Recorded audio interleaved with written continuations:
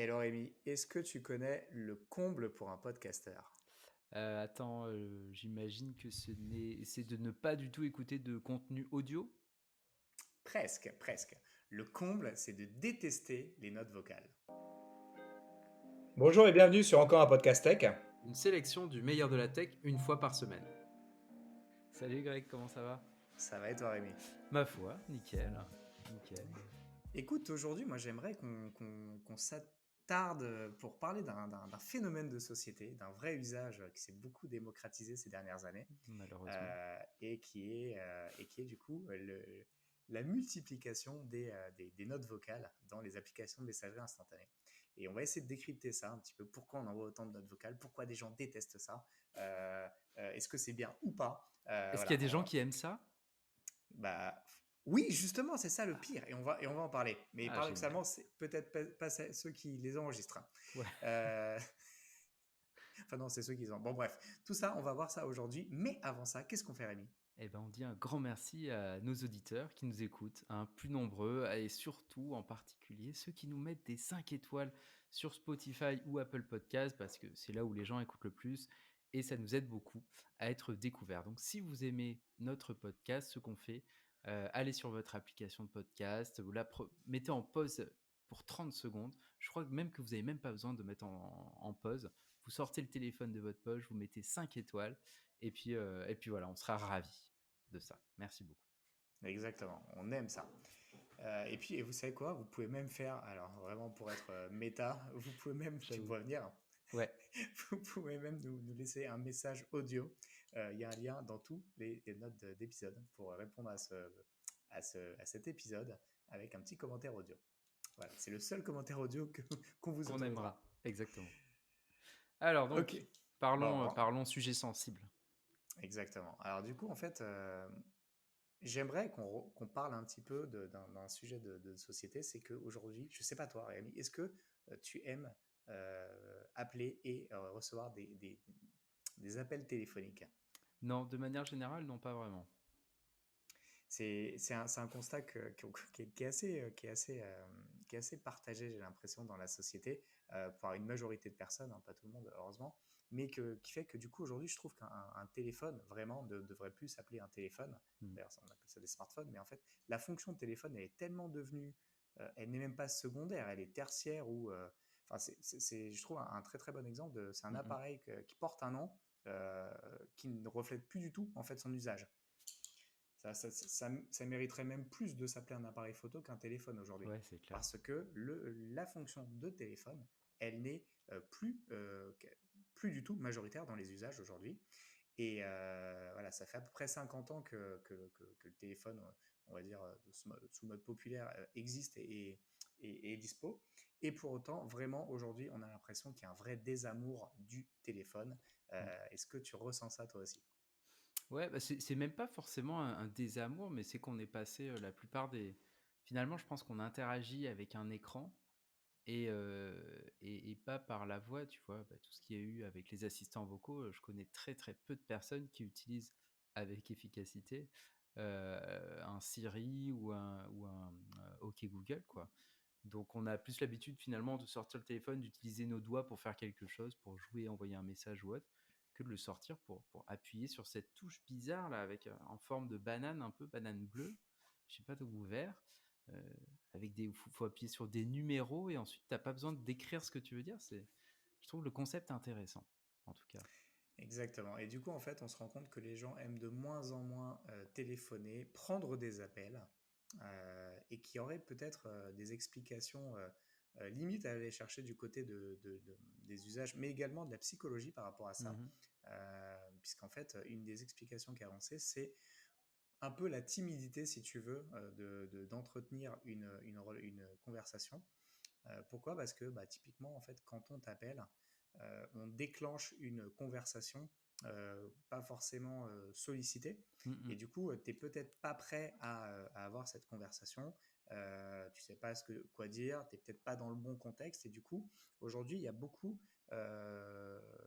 privilégie de plus en plus les communications asynchrones. Ouais. C'est-à-dire qu'en fait, voilà, tu envoies un message et puis quand la personne elle a le temps, si elle le fait, te répond.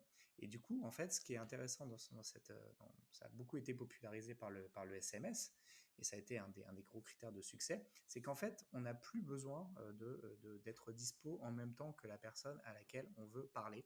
Et ça, du coup, c'est un peu quand même la base du téléphone. Alors oui, ça apportait des contraintes parce qu'il faut du coup être capable de se capter et d'être dispo au même moment pour échanger.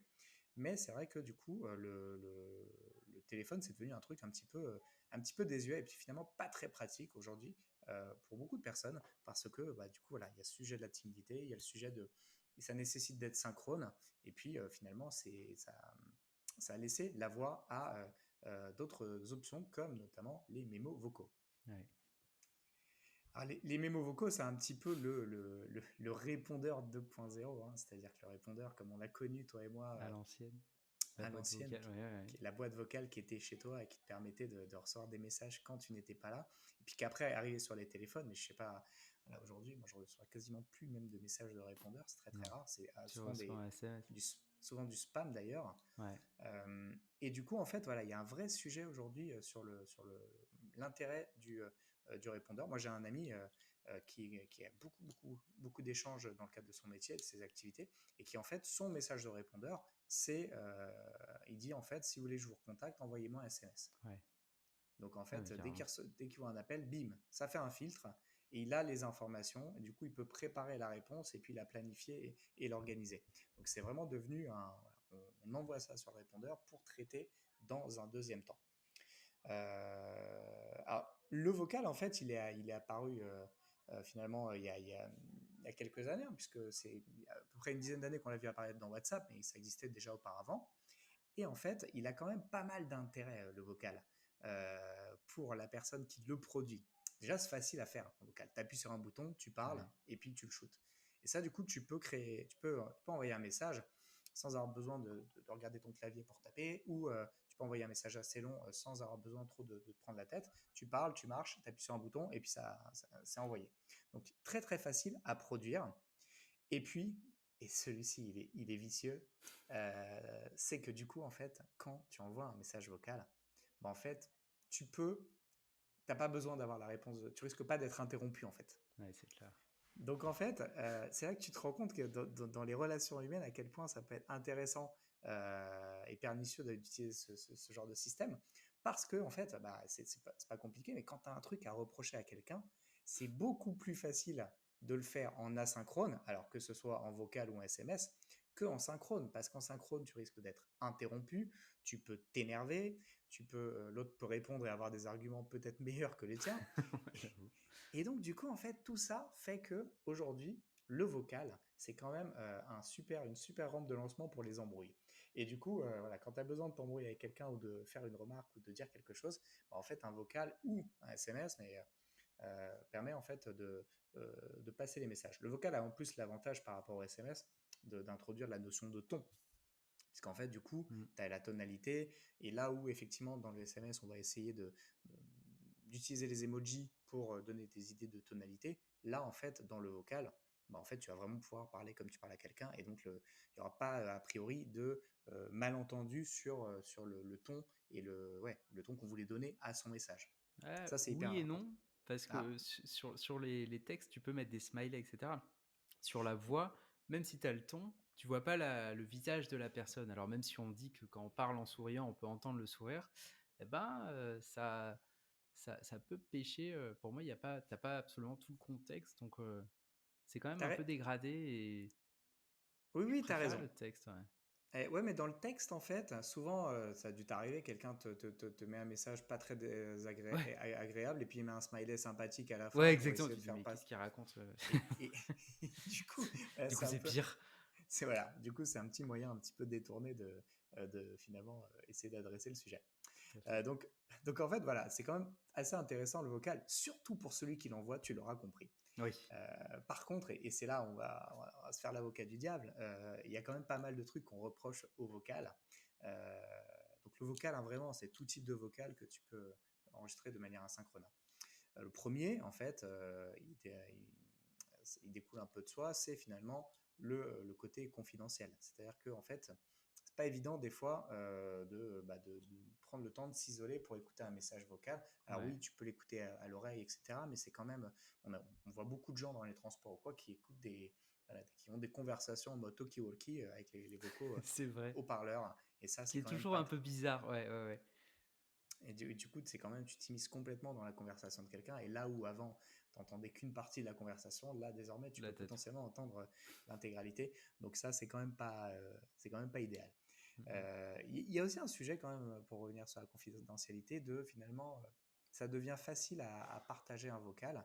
Tu peux le transférer à quelqu'un, ce qui n'était pas possible avec un Mhm. message de répondeur. Enfin, c'était plus difficile. Tu sors la cassette, tu la. Ouais, C'est c'est un peu tout un galère. setup, quoi. Tu peux du coup, d'un clic, transférer un vocal à quelqu'un ou même le publier sur des réseaux sociaux. On a vu plein de scandales comme ça C'est vrai. éclater avec justement des vocaux complètement sortis de leur contexte parfois qui se retrouvent publiés sur Instagram ou sur d'autres réseaux sociaux.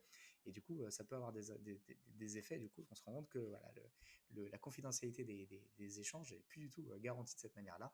Oui, on peut faire pareil avec un SMS en faisant un screenshot, etc. Mais je trouve que le vocal apporte une authenticité plus forte. Parce qu'autant un Mhm. SMS, toi, tu peux simuler l'expéditeur. Ouais. Tu peux dire que Beyoncé t'a envoyé un SMS avec plein de petits cœurs. Ok, possible. Et il y a marqué Beyoncé dans ton répertoire. Mais en fait, c'est ta belle-mère. Et donc, du coup, je plaisante. Mais du coup, voilà, en fait, ce qu'on veut dire, c'est que le vocal est beaucoup plus difficile à, Falsifié. à falsifier encore qu'avec les IA. Mais bon, Encore, c'est pas ouais. le sujet du jour. Ouais, ouais. Voilà, donc ça, voilà, c'est un premier sujet, confidentialité. Le deuxième, c'est vraiment le côté monologue, longueur. On l'a dit, hein, c'est un bon moyen de parler sans être interrompu.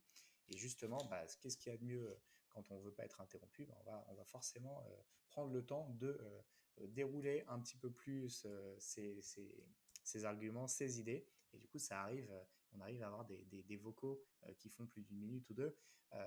Alors là, pour le coup, je bénis la fonctionnalité de lecture Ah, accélérée de WhatsApp, ouais. notamment, qui est arrivée il n'y a pas si longtemps quand même, et on a déjà parlé dans un épisode hein, de, Ouais. de, de, d'écouter les choses en accéléré, à quel point ça pouvait être pratique. Bah là, c'est un exemple parfait. Et le pire, c'est quand tu as plusieurs vocaux hyper longs qui se succèdent, en mode ah là là là là. Donc là, c'est le pire. Et du coup, il y a aussi voilà, le vrai truc qu'on reproche peut-être au vocal, c'est qu'en fait, quelque part, on préfère les envoyer que les écouter. Il y a un vrai Bah, sujet de. mais euh, carrément. Je voilà, pense que c'est ça, en fait. Et c'est ça le pire quelque part, quoi. et c'est là où tu vois effectivement les gens peut-être qui te respectent dans leur manière de te parler, c'est ceux qui vont. Moi, je me retiens souvent d'enregistrer des vocaux. Alors, je dis pas que Ah, j'en t'hésites quand enregistre. même. Ouais, Ah. ouais, ouais. Je le fais pas Ah. systématiquement. Vraiment, en général, j'essaie de taper. Pourquoi? Parce que aussi, je préfère que le message il soit vu tout de suite. Et Mm, c'est pas forcément facile si il nécessite de s'isoler ou de l'écouter. Et mm, c'est mm, vrai que autant un message, quand tu regardes la conversation, tu le vois tout de suite, autant le vocal, ça demande une action en plus. Donc c'est vrai que quand tu es dans un échange et tu attends une réponse, il vaut mieux, enfin moi je préfère envoyer un message écrit en tout cas. mm. Ouais. Euh, et toi, c'est quoi tes préférences par rapport à ça, Rémi? Ah, mais pareil, enfin, moi, enfin, en fait, déjà, tu m'envoies un message vocal, il y a extrêmement peu de chances que je clique sur le bouton play parce que je suis pas du. Enfin, ça veut dire que soit il faut que mon casque soit branché et que j'appuie sur play, mais je vais pas mettre play alors que je suis dans la rue ou ailleurs en train de faire un truc, donc non, non, et j'en envoie jamais. Parce qu'au final, sur nos téléphones, sur la plupart des claviers, je pense des smartphones, tu peux aussi dicter au téléphone un texte, et donc ça. Autant l'utiliser. Donc, comme ça, en plus, comme tu l'as dit, la différence par rapport à un vocal, c'est que ton, ton récepteur le voit immédiatement, ton message. Il n'a pas besoin d'être au calme pour lire ton message. Donc, et en plus, Exactement. tu peux Donc, corriger si tu as fait un contresens, un truc comme ça. Donc, c'est. Ah non, moi, je trouve que ça devrait être interdit. Voilà. moi, Je l'ai dit. Je l'ai dit. j'utilise beaucoup effectivement la dictée vocale. Donc, Ouais. c'est vrai, en fait, tu te dirais, bah, du coup, si vraiment ce que tu veux, c'est juste parler, Mm, bah, mm. utilise la dictée vocale de ton téléphone. La touche, elle est à peu près située au même endroit. Donc, Ouais. sauf que non, on voit que c'est quand même pas très utilisé. Et puis, c'est un vrai sujet, j'ai l'impression, de générationnel, de toi à moi. Peut-être Euh, qu'on est vieux. je pense que alors, c'est un fait, nous sommes vieux. Mince. Ah mince. Est-ce qu'on est trop vieux? C'est ça la question. En tout cas, non, en tout cas, moi, je vois vraiment les générations plus jeunes, on utilise beaucoup plus le vocal. que toi ou moi, par exemple. Et je pense qu'effectivement, il y a aussi un sujet générationnel, parce que voilà, finalement, c'est plus, c'est pas un mode de conversation qui fait l'unanimité, en fait, le vocal. Mmh. Donc il est très pratique pour les raisons qu'on a évoquées. Il a un certain nombre d'irritants, mais peut-être que c'est juste, entre guillemets, quelque chose de générationnel, comme on a pu l'avoir il y a quelques années avec le SMS, l'apparition Ouais, du bien sûr. SMS qui, rappelle-toi, hein, se faisait complètement dézinguer par les plus vieux, par les mecs qui ont notre âge aujourd'hui, parce que on massacrait la langue française parce qu'il fallait tenir sous 140 caractères. Exactement. C'était un peu Et le du coup, Twitter de l'époque, ouais. c'était des abréviations, des trucs, Ouais, des fautes d'orthographe qui faisaient que finalement, à la fin, ouais, on massacrait un peu la langue, ou on ouais, inventait des nouveaux codes, des nouvelles manières de bien parler. sûr, ouais. Et du coup, bah voilà, c'était déjà l'objet de reproche. Donc peut-être c'est juste un truc générationnel et qu'on est juste passé de l'autre côté, toi et moi, et on n'est pas les seuls, hein, Ouais. pour considérer le vocal comme quelque chose finalement d'efficace dans nos communications. Ouais, c'est sûr. Après, avec toute l'évolution de l'intelligence artificielle, peut-être qu'au final, il y a beaucoup de gens qui n'utilisent pas la fonctionnalité, donc speech to text, ce qui transforme votre voix en texte, parce que le résultat peut être des fois pas terrible, avec des approximations complètement bizarres. Mais avec l'intelligence artificielle, ça va être peut-être plus... euh, ça va mieux coller à ce qu'on dit. Donc peut-être, je sais pas. On verra. Et puis, pour rebondir sur l'IA, hein, on l'a vu, il est déjà possible de cloner des voix Ouais, avec de l'IA. Tu peux très bien imaginer demain, en fait, et ça, pour moi, ça serait quelque part un bon deal, c'est que tu envoies un message, que ce soit en fait audio ou vidéo, et en fait, tu as le choix, toi, en ouais, tant qu'utilisateur, de recevoir en audio ou vidéo. exactement. Et du coup, ça pourrait être hyper intéressant. C'est-à-dire que S'adapter, en fait, ouais, ouais. exact. On pourrait imaginer que, ok, moi, en fait, je veux que des vocaux. Mm. Et du coup, bah, en fait, quand je vais t'envoyer un message, que ce soit en vocal ou en texte, bah, Mm. ça va être transcodé avec ma voix en audio. Mm. Et à l'inverse, que le réceptionnaire, le destinataire, pardon, bah, en fait, lui, s'il préfère que avoir la version texte, qu'il puisse activer une option. Et Ouais, par exactement. défaut, les messages d'une personne, ils arrivent transcodés. Techniquement, complètement Ah, possible. ouais, ouais, complètement. Mm. Donc ça pourrait être ça pourrait être un bon levier en fait voilà, d'évolution par rapport à ça. En tout cas, moi je trouve que ça serait un moyen un peu moins intrusif d'introduire ça et finalement d'avoir un peu le meilleur des deux mondes tout en Exactement, de essayant. réunir, voilà, avoir les meilleures fonctionnalités pour chacun. Et puis du coup, voilà, tu imposerais plus à une personne ton mode de communication. Elle pourrait finalement bah oui, comment dire, consulter ces messages comme Mm. elle entend en fait. Ouais, Et ça tout à fait. serait pas mal. Ouais, c'est clair. Mm. Marrant. Voilà, c'était un petit sujet express. Voilà, je Mais pense il que c'est fallait en après. parler, c'était un sujet Mais ouais, important, c'est exactement. un sujet grave. Et en fait, voilà, nous, tu vois, paradoxalement, pour en revenir à l'intro de notre épisode, Ouais. on peut se dire que quand même, voilà, on fait de l'audio, Ouais, on fait de l'audio asynchrone également, ouais, et finalement, on parle, alors heureusement, on parle ensemble, toi et moi, hein, mais tu pourrais imaginer qu'on est un peu dans cette logique où effectivement on est en monologue et puis on envoie ça à quelqu'un complètement. et Ouais. puis qui se démerde et puis on veut même pas sa réponse. Sauf que nous Mm. on vous demande la réponse. Donc n'hésitez pas à laisser votre réponse Exactement. et à nous partager ce que vous avez pensé de ce format et à nous dire si vous utilisez les vocaux ou pas. Ça nous intéresse Pour ou contre les vocaux. Tiens, oui, je vais mettre pour un sondage quand je le publierai. Voilà, comme ça. Voilà. carrément. Vous Les pouvez aller sondages sur. sont Si vous êtes sur Spotify, vous pouvez voter pour ou contre les. Mince, de quoi on parle des messages vocaux. exacts. Bah, super, Rémi. Cool. Bah écoute, merci beaucoup, Greg, pour cette présentation et à la semaine prochaine. Merci à toi. À but. Salut. Ciao. Merci de votre attention. Si l'épisode vous a plu et que vous souhaitez nous aider, laissez votre avis sur Apple Podcast, car les podcasts, c'est le truc le plus dur à découvrir.